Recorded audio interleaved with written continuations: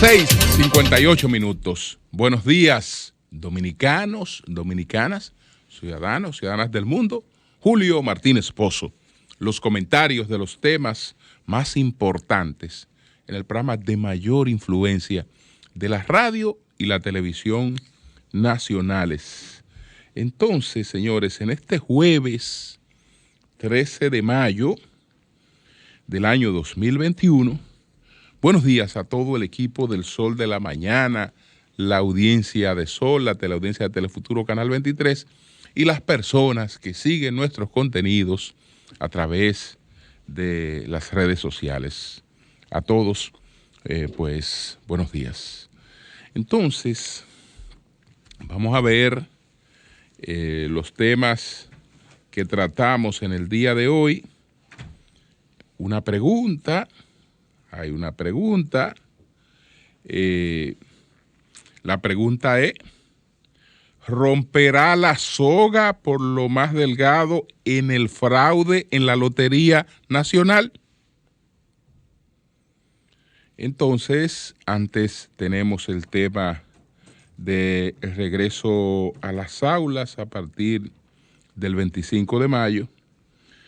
Y hay un proyecto de ley para continuar las obras que están paralizadas en el gobierno. Estamos hablando de por lo menos 710 obras que están paralizadas por un entrampamiento en el que se ha colocado el propio gobierno.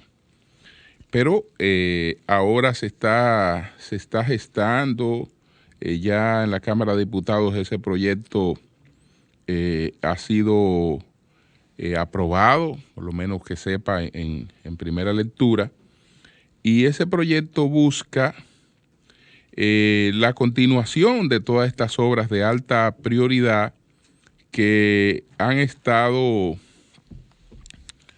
paralizadas porque ya en el presupuesto tienen una inversión superior al 25%.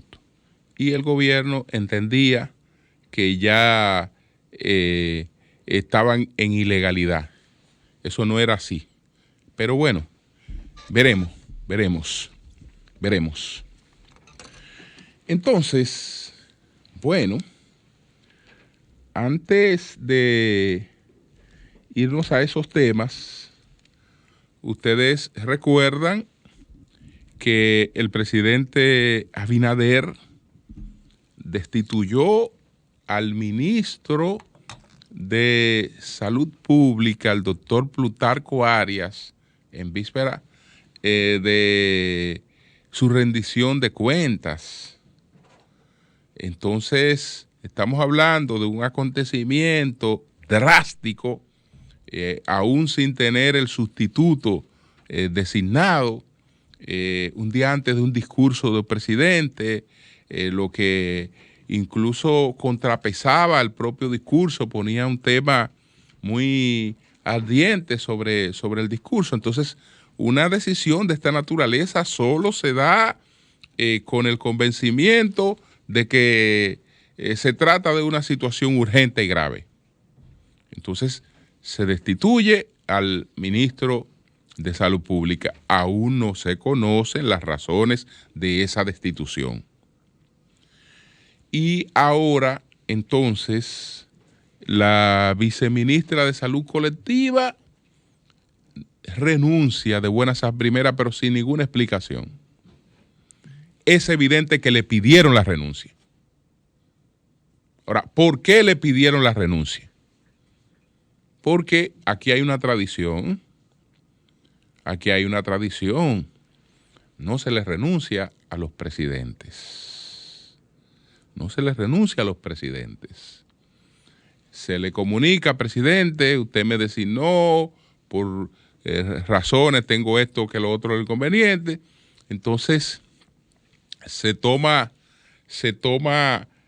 propio presidente toma la decisión de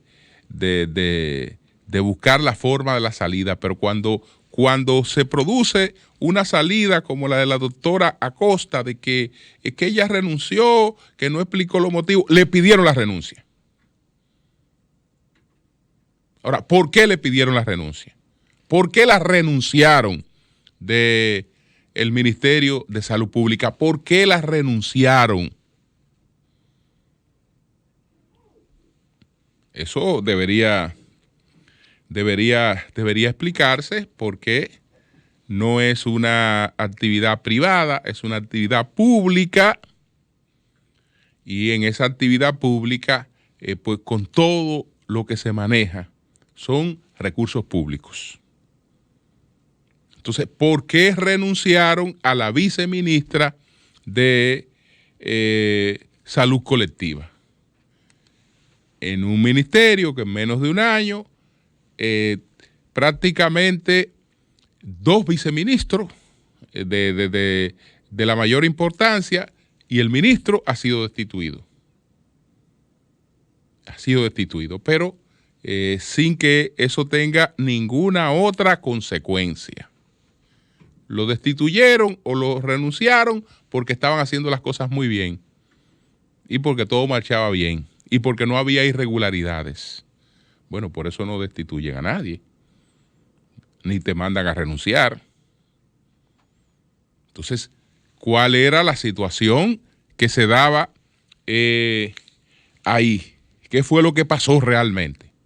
¿Qué fue lo que pasó? Bueno, el ejemplo reciente de el presidente de Corazán, él vino con un cuentico ahora de que, mire, un cuentecito, yo renuncio porque yo me voy, yo no sabía que yo, como empresario, que soy un suplidor, que tiene muchísimos años haciendo negocio con el gobierno, que desde aquí yo no podía continuar en mi negocio con el gobierno. Pero si un hombre tan veterano y tan viejo no sabía eso, es por tonto que él es un empresario que ha tenido el desarrollo que él ha tenido, es por tonto.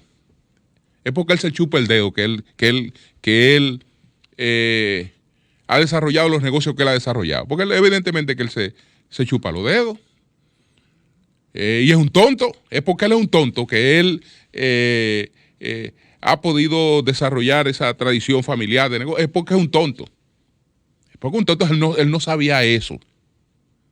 Él no sabía eso, ese caballero no sabía eso. Y bueno, y eso es lo que le está explicando, hay que tomarle el cuento, porque él no lo sabía. Él no lo sabía. No lo sabía, pero bueno. Eso es lo que tiene que ver con esa parte. Entonces, bueno, uno se mantiene observando la situación de Colombia, el estallido en Colombia, que aún no se detiene, y hay cosas que van más allá de la reforma fiscal, de la propuesta fiscal ya aún retirada, un poco más allá. Porque cuando se observa la base de la protesta, hay un descontento juvenil bastante expresado en esas protestas. Ese descontento no necesariamente es por las reformas. Ahí viene todo el tema de el dominio policial con las restricciones que han tenido que producirse para controlar la expansión del coronavirus. Es decir, como hemos vivido en sociedades de control policial desde la pandemia para acá, desde un excesivo control policial, eso se refleja en un descontento entre los jóvenes, que son los que se ven mucho más limitados en sus actividades. Entonces está el tema de encerramiento fuera de el ambiente socializador de las universidades, de las escuelas y de los espacios donde se comparte abiertamente, hacerlo ahora como hemos tenido que hacerlo durante gran parte de esta pandemia, con restricciones. Colombia, contrario a nosotros, por ejemplo, que hemos venido en una etapa de flexibilización, como en Colombia, desde enero a marzo, parecía que la pandemia estaba bajo control. Pero finales de marzo, abril, recrudeció la pandemia. Al recrudecer la pandemia, se vuelve al esquema del que la gente está hastiada. Entonces, esto va a coincidir con el otro tema. Y lo va a estimular. Quienes básicamente están en la protesta, además de este componente de que son, la mayoría han sido jóvenes, bueno, la clase media empobrecida, porque la mayor inconformidad no es la de los pobres estructurales, no es la del que siempre ha sido pobre. El que siempre ha sido pobre, esta cosa lo toca poco. Estamos hablando de las clases medias empobrecidas y en medio del empobrecimiento, más cargas. Esas son las que han estado llevando a cabo la protesta. Pero hay otra experiencia que es la polarización de las sociedades. Un gobernante no es otra cosa que un armador de todas las piezas, un componedor, un conciliador de los distintos intereses de una sociedad. Pero uno de los errores del gobierno de Iván Duque es que se ha cuadrado contra un proceso y contra un sector. Duque hereda todo un proceso de negociación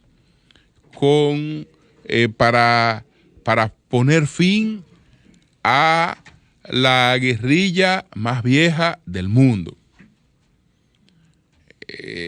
Una negociación que implica muchas concesiones. Pero bueno, de lo que se trata es de crear un ambiente de paz. Para crear un ambiente de paz hay que crear las condiciones para eso. Entonces, de repente, cuando hay un gobierno que rivaliza con eso, se echa encima una parte de la sociedad y eso, cuando se suma con el descontento, da todas esas cosas. Entonces, también el componente político. ¿Cómo yo divido? Golpeo y después entonces quiero consensuar y necesito consensuar porque como diablos hago una reforma constitucional, una reforma fiscal sin consenso? Entonces, bueno, me es imposible el consenso porque yo lo que he estado rivalizando con sectores, entonces no se van a venir a sentar conmigo. ¿Para qué? Para fortalecerme. Son parte de todas esas experiencias que hay que verla, hay que observarla, que están al margen del tema fiscal. Es decir, que han ayudado a que ese fuego no se haya apagado, sobre todo en Cali. En Cali la cuestión ha sido terrible. Podemos resumir, por ejemplo, las cosas que se han producido en Cali hasta hace pocos días, que ya tienen que ser más graves. Estamos hablando de que en esta, que es la tercera ciudad en importancia de Colombia, en Cali, hay 41 estaciones de transportes que han sido incendiadas, 41 estaciones de transporte. Hay 36 supermercados saqueados en Cali, 36 supermercados saqueados. Hay 11 buses incendiados, reducidos a cenizas. Y hay 51 entidades financieras vandalizadas. Eso es en una sola ciudad, que es donde mayor nivel de violencia se ha producido hasta ahora con relación a este tema. Entonces, empiezo por el tema de el regreso a las escuelas semipresencial planteado a partir del próximo 25 de mayo. Yo creo que hemos tenido un proceso de vacunación que podemos definirlo como exitoso. Tenemos un proceso de vacunación exitoso. Se ha priorizado en el sector educativo. Yo creo que hemos ido aperturando casi todas las actividades. Se han aperturado. Entonces, ¿qué impide que se aperturen las escuelas? ¿Dónde pueden estar mejor los niños que en las escuelas? No hay espacio en ningún barrio que sea más amplio para la socialización que las escuelas. Es que tú no das ese ambiente y el contraste es terrible. ¿Por qué? Porque tú tienes que dejar a la inmensa mayoría de los niños pobres en un ambiente donde no solo hay pandemia, sino que estamos hablando de violencia, de hacinamiento, en un contraste de inseguridades, de precariedades, incluso para el tema de la alimentación, que son todas cosas que están resueltas en la escuela. Pero ahí está la vigilancia también.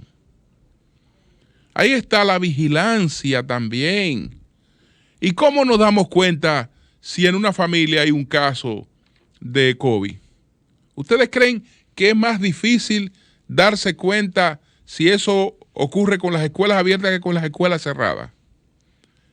Y tratar de que se actúe, de que se tomen las medidas del lugar. Entonces, apoyamos el esfuerzo que hizo el gobierno para tratar de salvar el año escolar. Eso no era lo ideal, pero era lo posible.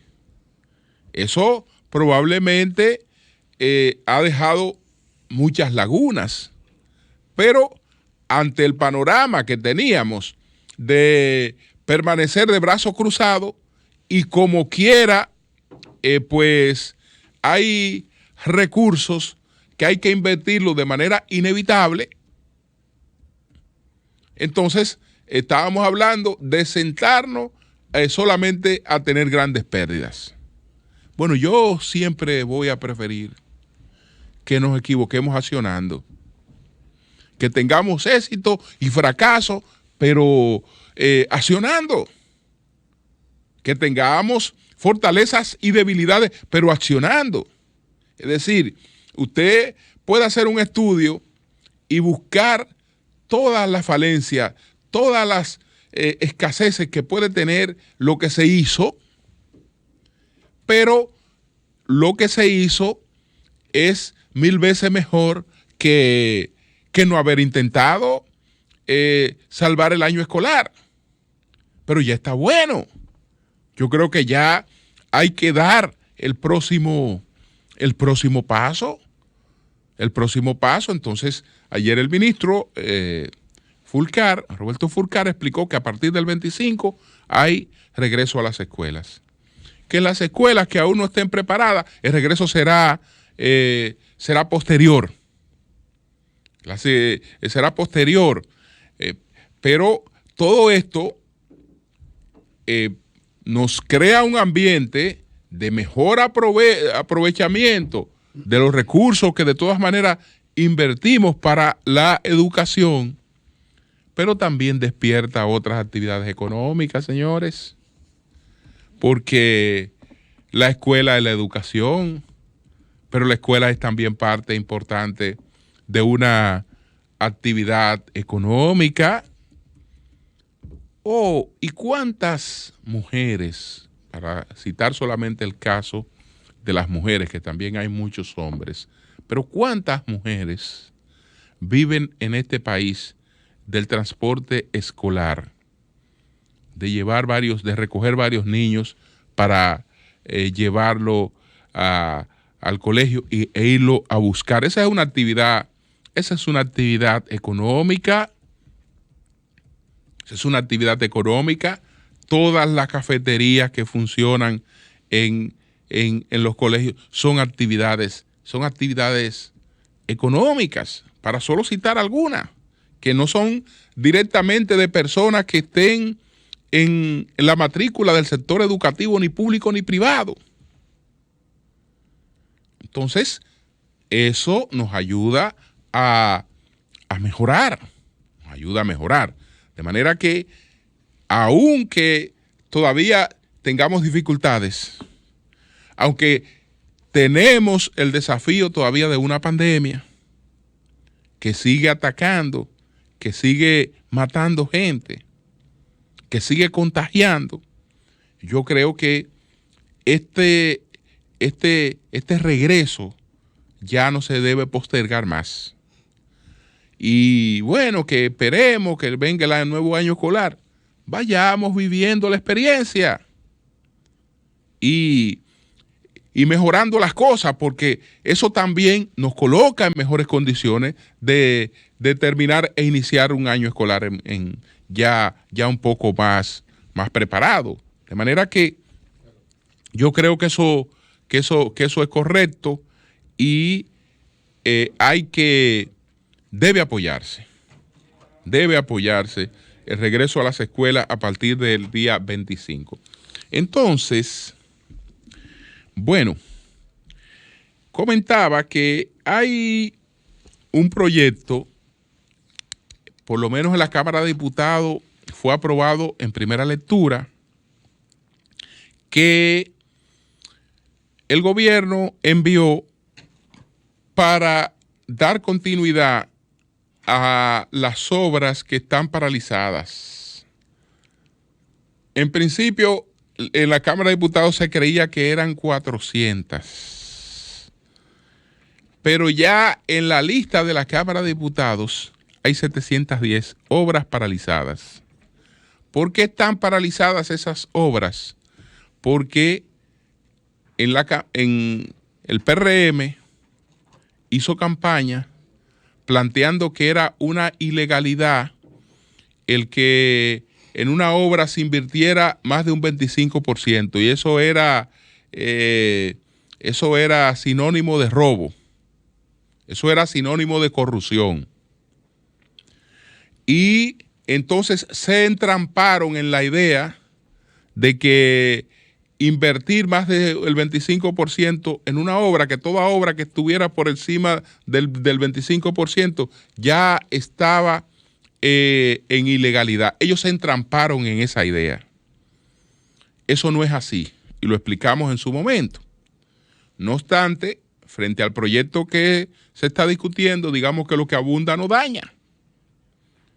Si esa es la manera de poner a caminar las cosas, bueno, apruébenlo rápido, Por suerte la Cámara de Diputados lo declaró de urgencia. Saquen eso rápido. El Senado, saquen eso rápido. Hagan la bendita ley y continuemos las obras. Continuemos las obras. Lo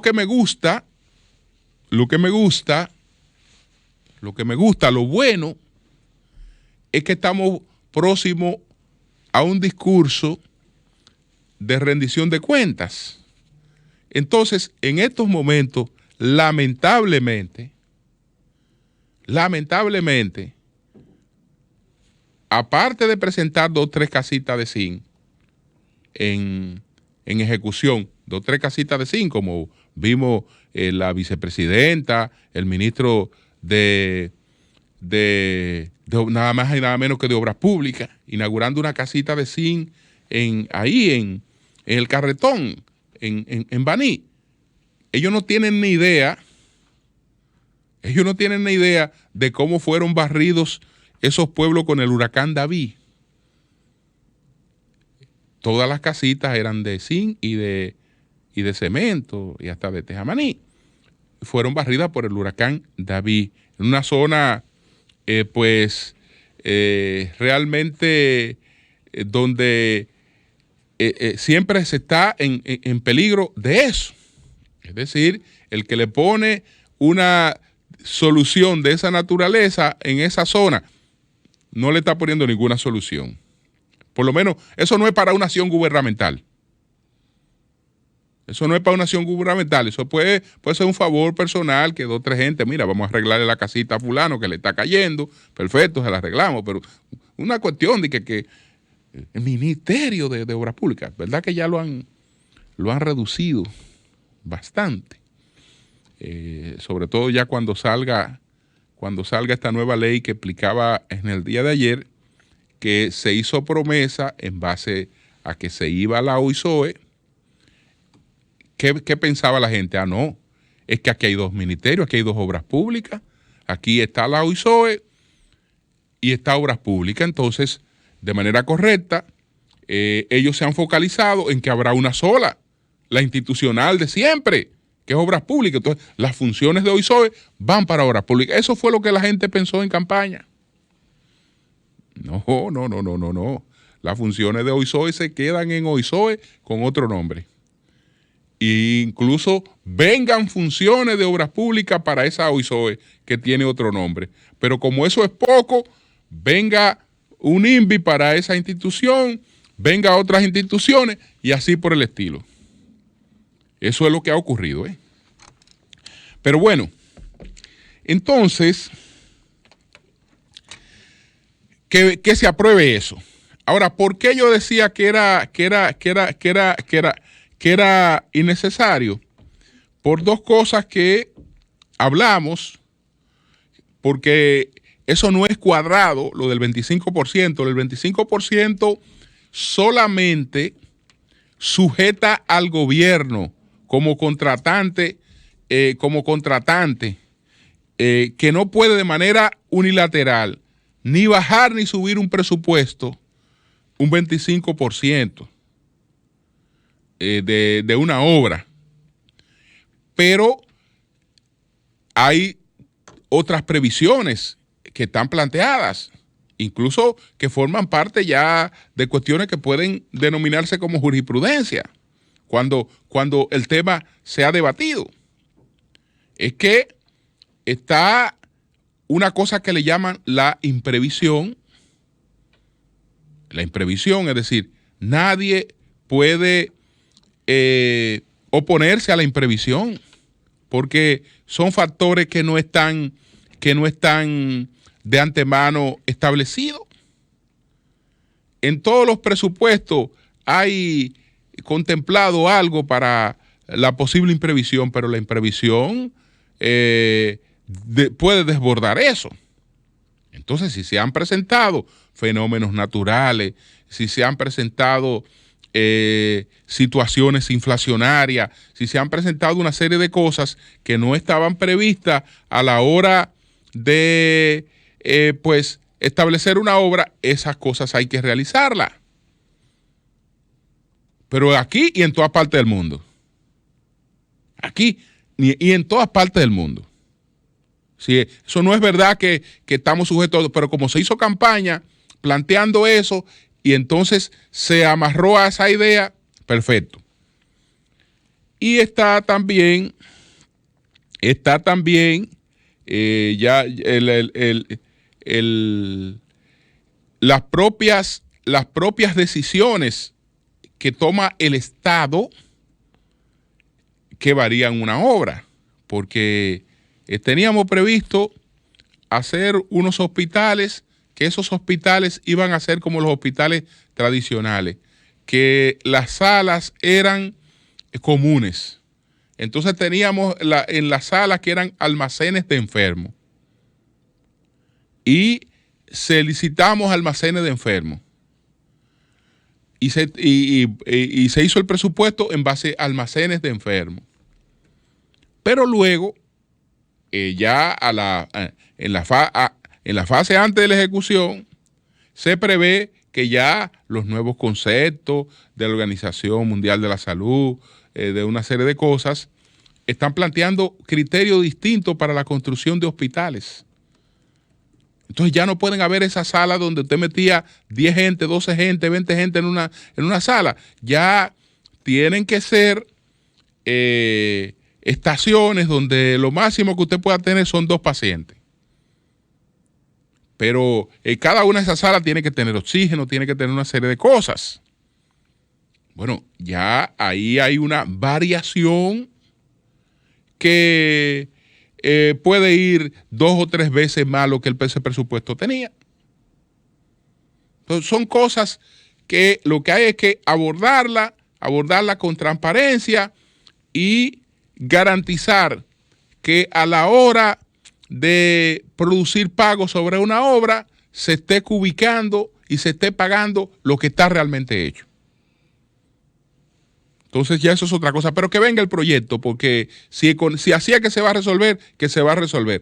Y decía que la ventaja que tenemos es que el presidente necesita mostrar algo. Mostrar algo. Entonces, como ahora mismo no hay nada que mostrar, hay que sacar esto rápido, por lo menos para cuando el presidente hable, el presidente va a decir, mire, estamos ejecutando tantas escuelas. Ya están en ejecución tantos hospitales, ya están en ejecución, y entonces él se va a referir a muchas cosas que están en ejecución en fase de terminación, que hasta ahora mismo están paralizadas. Pero paralizadas, repito, con el dinero escuchando la conversación, con el agravante de que el dinero que está escuchando la conversación es un dinero que se tomó prestado, que está pagando intereses durmiendo, no beneficiando a nadie, ni creando empleo, ni creando obras que son de beneficio para la sociedad, sino guardado, porque no se está ejecutando lo que se llama el gasto de capital. No se está ejecutando el gasto de capital. Pero como tenemos la ventaja de que hay que rendir cuenta, eso nos ayudará en estos meses. Es decir, vienen meses de cierto dinamismo económico. Y eso es bueno, porque el país lo está necesitando en ese sentido. Miren, con relación a la Lotería Nacional, bueno, ya ayer la Procuraduría anunció formalmente que está haciendo una investigación y con bombos y platillos, suspendidos todos los empleados del departamento de sorteo, y el no vidente y a la locutora, pues desde luego son los imputados principales en un robo que puede estar sobre los 150 millones de pesos.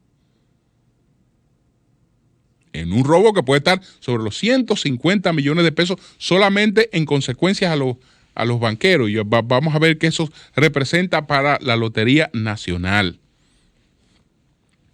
Pero, bueno, Marilena lo ha explicado muy bien. Estamos hablando de que quien está pues cantando los números del sorteo, presentando los números del sorteo a una persona que no le tocaba. Todo se articuló. Todo se articuló. Y no es verdad que una locutora y el no vidente van a articular ese fraude. Van a articular ese fraude. Es decir, si al no vidente le están dando 1 millón de pesos, ahí le están dando mucho. Para el fraude de la magnitud que ahí se ha cometido. Entonces, ¿qué pasa?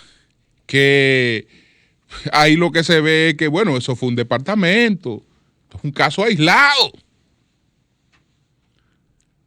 Presidente Abinader cometió un error. Naturalmente, ese error está asociado a los compromisos políticos. Y el político llega al poder con compromiso. Y a diferencia de un gran gerente de una empresa, usted es gerente de una multinacional, entonces usted llama a los puestos a las personas que tengan la mejor calificación, porque usted no tiene compromiso con ellos. Pero el que ha llegado a la gerencia de un estado llama a lo que esté más calificado, pero también dentro de esa calificación hay un tema que se llama el compromiso político. Entonces, ese compromiso político al presidente Abinader con un sector de la banca de apuestas de lotería, por lo menos saldado entregándole a la lotería, ha sido un error. Eso es un error. El partido al que le están echando la culpa de todos los males y de toda la corrupción, al igual que el PRM, tenía banqueros, porque los banqueros se han metido a la política y son parte importante de la política en todos los partidos. Los banqueros de lotería son importantes los banqueros, pero no le entregó eso nunca a un banquero de lotería, como se le ha entregado, porque este gobierno le entregó eso a un banquero de lotería. Todo el mundo sabe que el que está ahí es el representante de la persona con la que hubo compromiso político y económico. Que por casualidad, las bancas que están detrás no vendieron el bendito 13. No están dentro de los banqueros que tienen en la costilla casi 150 millones de pesos perdidos. No están un grupo de bancas vinculadas precisamente a la gente que se sabe que está detrás de la administración de la lotería. Porque eso es conocido públicamente. Bueno, el señor administrador nos decía, no, porque yo directamente, yo lo que era un empleado, no. Es una persona del sector, que se sabe a quién responde en el sector. Y que por ese a quién responde fue que el presidente Abinader lo puso ahí. Entonces, ahora no sabemos si en esto que ha ocurrido ahí está el tema de la guerra entre banqueros, porque cuando hablamos de banca de lotería o de cualquier sector, no estamos hablando de sectores homogéneos, parecen homogéneos cuando toca defender los intereses colectivos, pero en la práctica cotidiana tienen rivalidades que llegan a cualquier nivel. Entonces, este palo atacó a sectores de la banca, pero a otros sectores de la banca no estuvieron involucrados en ese palo. Entonces, pero es un departamentito, porque en el gobierno anterior era que había que buscar a los peces grandes. No, esto lo estamos resolviendo. Y bueno, búsquese todos los medios de hoy. No, se está resolviendo todo. Todo se está resolviendo, el Ministerio Público está actuando. El no vidente y la locutora y 2 o 3 empleaditos ahí. En un fraude que si no puede considerarse como una flagrancia, tiene que estar cerca de la flagrancia, porque estamos hablando de un fraude cometido en un sorteo público frente a la vista de todo el mundo. No, pero ya se está haciendo justicia. El no vidente tiene que estar preso. Y la locutora también, porque ellos van a articular un fraude como el que se articuló ahí. Es decir, ellos son los responsables del fraude que se articuló ahí. Cuando usted conoce el historial de algunas personas que están ahí, es rocambolesco, Es rocambolesco. Fue un error del presidente Abinader, lo repito, haberle entregado la Lotería Nacional a un sector de las bancas de Lotería Nacional. Cambio y fuera.